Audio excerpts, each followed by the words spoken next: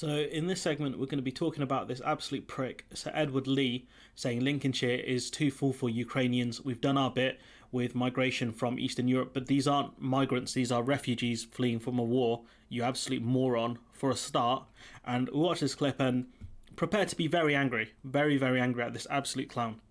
I think we have to remember that unlike the rest of Europe, we have uniquely liberal labour laws and we speak English. So we are the country of choice for mass immigration. Not anymore, dog. Without freedom of movement, there's less people from the EU coming here.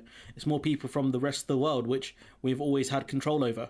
So, swing and a miss, Edward.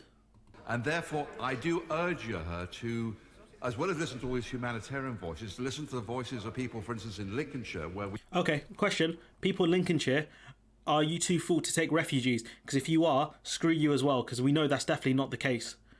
You know, the people of Lincolnshire benefited massively from freedom of movement, with lots of people coming over there to do jobs that British people either didn't want to do or more likely didn't have the expertise to do because of our crappy education system.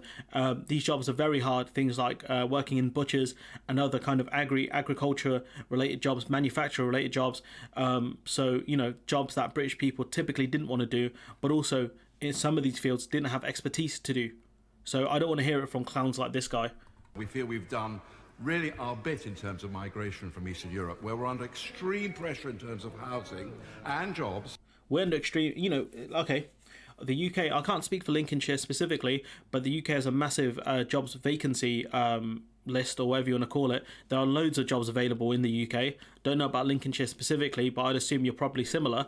In terms of housing, that's on you guys. That's on the Tories. You've had 12 years in charge, haven't built sustainable housing, haven't done much for the housing market as a whole, made things worse, made it harder to get homes really, gotten rid of lots of council housing. So again, don't want to hear it from you, dog, because you could have fixed this. Not you specifically, your party could have. You've been in charge for 12 years. I know this is difficult to say, but we have to be honest about this. And may I therefore be a correcting voice in this and congratulate her on her humanitarian but proportionate response and not throwing away the immigration rulebook. It's absolute cretin, right? Absolute cretin. Where, you know, that's probably not... I don't think that is the case in Lincolnshire. Been a while since I've gone. But absolute nonsense. Lincolnshire benefited massively from freedom of movement.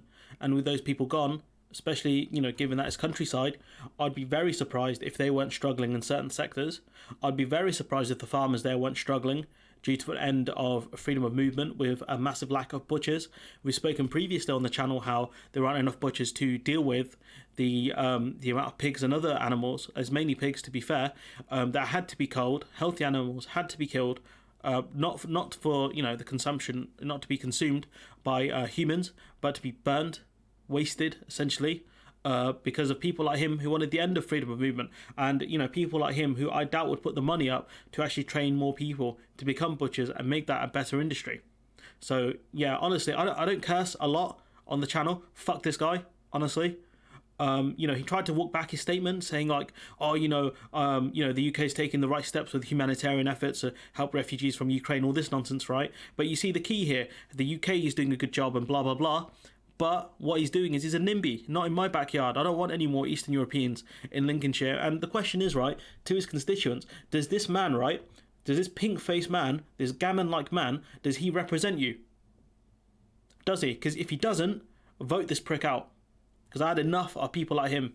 But look, I'm going to leave it there. Let me know what you think in the comments below. Like, comment, share, subscribe.